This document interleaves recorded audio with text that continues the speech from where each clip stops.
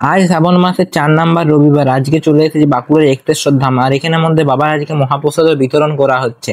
আর এই দেখতে পাচ্ছ ঢুকতে এখানের মধ্যে তালপাতা দিয়ে বিভিন্ন ফুল গাছ সব তৈরি করা হচ্ছে। তাছাড়াও পুজোর বিভিন্ন সরঞ্জাম এখানে পাওয়া যাচ্ছে, দেখতেই পাচ্ছ।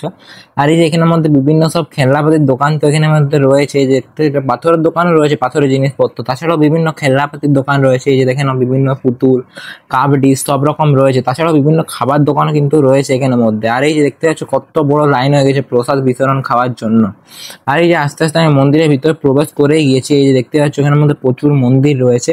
এই যে দেখে নাও এখানের মধ্যে আর কি অফিসটা রয়েছে এক্তেশ্বর মন্দিরের। আর এই যে দেখতে পাচ্ছ এখানের মধ্যে এক্তেশ্বর মূল মন্দিরটা।